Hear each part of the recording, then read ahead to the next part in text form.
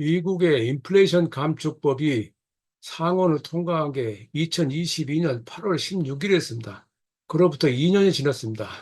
여기에서 최근 들어 미국 내에서 다양한 관련한 분석들이 나오고 있습니다. 자세한 내용은 글로벌 노턴스에서 수치를 정확히 파악을 할 수 있고요. 영상인 관계로 개략적인 내용을 좀 짚어보겠습니다. 가장 큰 것은 이 인플레이션 감축법은 반도체법하고 같이 미국의 BBB, 그러니까 Build Back Better 이라고 하는 바이든 정책의 일환입니다. 크게 두 가지죠. 반도체법하고 인플레이션 감축법. 인플레이션 감축법은 전기차에 관련된 것입니다. 그러니까 미국산 전기차에 대해서만 7,500달러의 세액 공개를 해준다는 겁니다. 절반은 핵심 광물 원산지 기준으로 하게 되고 2024년 40%, 2027년 80% 달성해야 됩니다.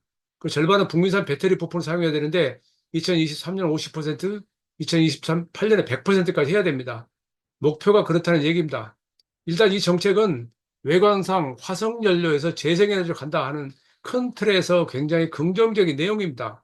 이게 올바르만 제대로 시행된다면은 물론 미국에는 좋겠죠.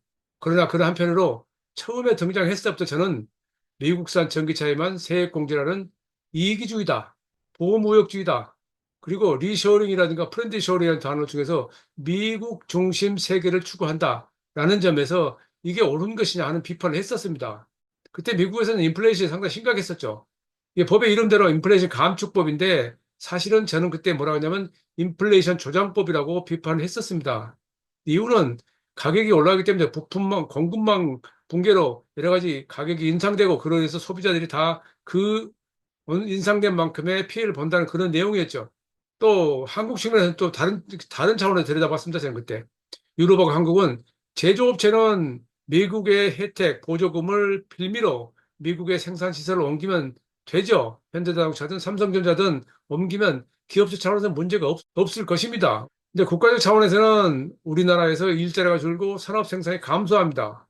한국에 지어도 될 공장을 지을 수가 없고 미국으로 간다는 얘기죠. 그래서 한국 경제 규모가 축소된다. 이건 미국, 유럽도 마찬가지죠. 근데 그것이 현실화되고 있습니다. 이게 어떤 식으로 보느냐는 사람에 따라 다르겠지만은 지금도 많은 레거시 미디어들은 미국으로 가서 현대가 굉장히 큰 이익을 올린다. 삼성전자 큰 혜택을 얻는다. 그건 자본적이죠. 자본가들 입장에서는 맞는 얘기일 수 있지요. 그러나 세상이 그렇게 한쪽으로만 가면 안 됩니다. 저는 생각이 좀 다릅니다.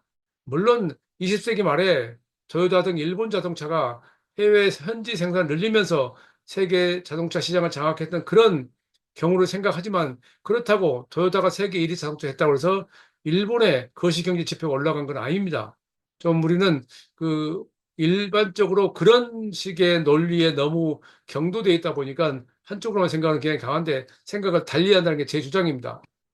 그로 인해서 저는 다시 인플레이션 감축법 1년이 지나서 그때도 역시 이 칼럼을 썼었습니다.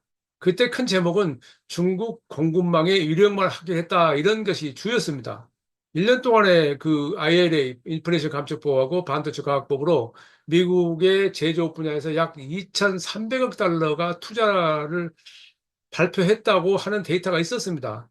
뱅크 오브 아메리카는 그중에서 친환경 에너지 사업이 2,700여 개가, 270여 개가 발표됐고, 민간 투자 규모가 1,320억 달러 이른다고 분석을 했었습니다. 상당히 긍정적인 데이터였고, 미국으로, 현지로, 미국에서 생산해야 된다는 리셔어링 정책에 걸맞는 그런 데이터였습니다.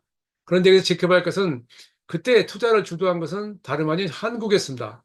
2022년 그 8월 16일 날 처음에 제정됐고 다시 1년 지나서 발표된 외국 기업의 대미 투자 계획 통계를 보면은 1억 달러 이상 규모만 집계한 결과 한국 기업의 프로젝트가 20건으로 가장 많았습니다.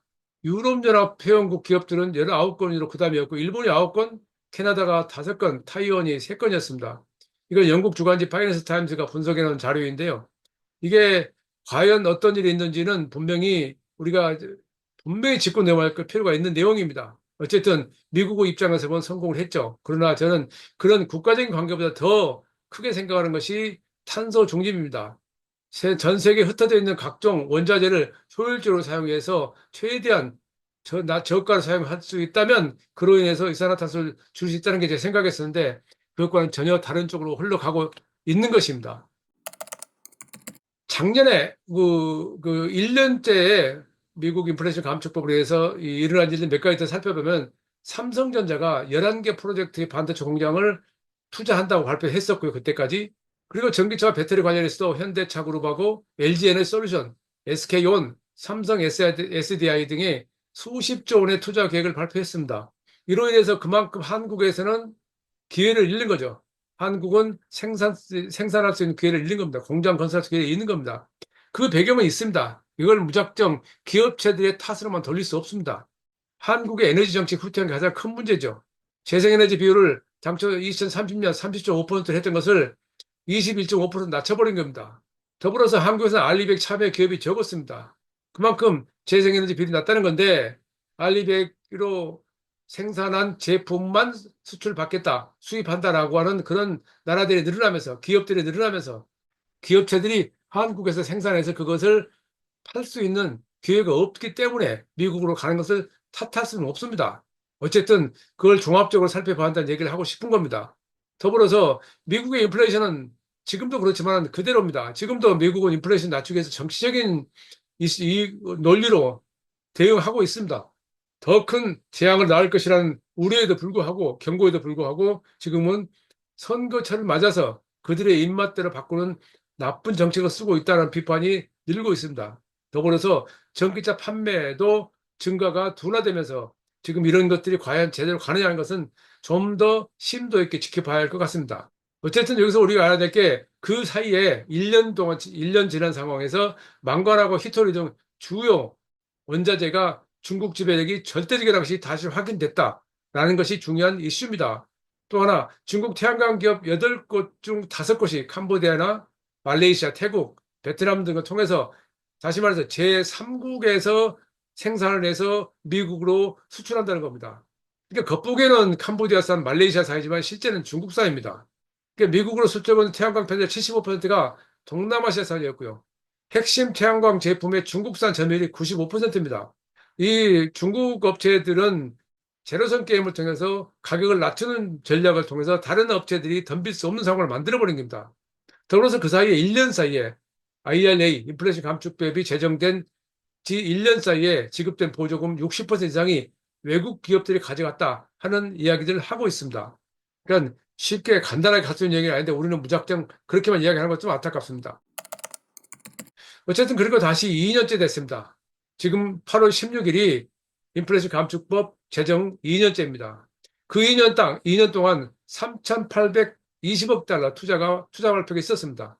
1년째 2,300억 달러에서 거의 두 배 가까이 늘어난 거죠. 그중에서 반도체가 전체 70% 차지했고 전기차와 재생에너지가 30%였답니다. 최근에 미국 상부가 발표한 자료에 따르면 24년 상반기, 올해 상반기 리튬이온 배터리 70%가 중국에서 수입됐답니다. 중국 비중은 2023년 71%하고 비슷하지만 2020년에 44%보다는 30%가 늘었습니다. 제가 말씀드렸던 중국의 공급망의 이력을 확인했다는 것이 다름이 아니라는 것을 이 수치가 보여줍니다. 수입원도 물론 수입원이 달라지긴 했죠. 중국이 아니라 동남아로 갔는데 올해 상반기 수입의 80%가 아세안, 그 아세안들은 대부분 중국 자본에 들어가서 중국 기업이라고 해도 과언이 아닌 그런 상황이죠. 여기까지가 좀 정리됐는데 아직은 이 16일 날짜가 지나면 좀 더 자세한 데이터가 분석들이 나오겠지만은 지금 나온 데이터만 보더라도 이 인플레이션 감축법이 무엇을 낳았는지는 분명히 심도 있게 짚어봐야 됩니다. 미국 입장에서는 투자가 늘었기 때문에 좋았다고 할 수 있겠고, 미국은 전기차가 많이 판매가 증가했고, 또 재생에너지 비율이 굉장히 빠른 속도로 증가했습니다. 그 미국 입장입니다. 그럼 다른 나라는 어떻게 되느냐 해서 우리나라 입장에서 어떻게 해서 짚어봐야 한다는 얘기입니다. 그런 상황에서 며칠 전에 트럼프와 일론 머스크가 사비를 들여서 구매한 트위터, X라고 하는 소셜미디어에서 두 사람은 대화를 했습니다. 다시 말해서 이건 두 가지 의미가 있죠. 우선은 지금 말씀드렸던 대로 과거에 레거시 미디어에서 했던 그런 대담 프로가 아니라 트위터라고 하는 소셜미디어를 통해서 대담을 하고 있다는 얘기입니다. 그만큼 미디어 환경이 완전히 통째로 바뀌었다는 것을 보여주고 있는 겁니다. 두 번째로 이 두 사람들이 나눈 대화 내용입니다.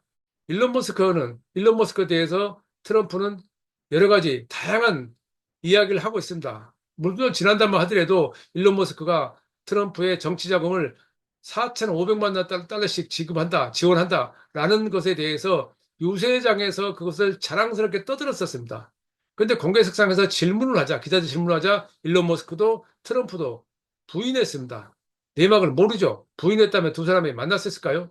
어쨌든 그 만난 장소에서 트럼프는 다시 한번 자기는 지구 온난화에 대해서 동의하지 않는다. 지금 모든 나라가 똑같이 더워지지 않는다.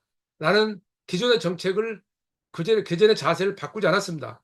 이건 이 사람이 그 항상 하는 말 있죠. 사람을 바꿀 수는 없다고 그러는데 결국은 어느 한 사람의 생각이 어느 한 나라를 좌우지우지하는 것은 안 된다는 그런 전문가들의 분석을 트럼프는 분명히 들어갈 것으로 저는 생각합니다. 일론 머스크는 그에 대해서 그 나름대로 트럼프하고 생각이 다르다는 것을 뭐 알았다고는 말을 하고 있지만 그럼에도 불구하고 일론 머스크는 트럼프를 100% 지지한다고 선언하고 있습니다. 전기차를 전기차를 주로 하는 그런 비즈니스 하는 사람이 전기차 정책에 대해서 부정적인 사람하고 이렇게 긍정적인 만남을 갖는다. 서로 지지한다. 어떻게 해석할까요? 그건 미국식 문화이기 때문에 우리식 사고로 그냥 이해하면 안 된다고 저는 생각합니다. 우리가 생각하는 게 모두 세계 기준이 아니거든요. 더불어서 미국이 생각하는 게 세계 기준이 아니라는 점도 마찬가지입니다. 어쨌든 인플레이션 감축법 2년을 맞아서 우리는 그동안 무엇을 했고 앞으로 우리가 해야 될 것이 무엇인지는 좀 더 다른 차원에서 접근해야 된다고 저는 생각을 합니다. 최영수의 글로벌 인사이트 다음 시간에 뵙겠습니다.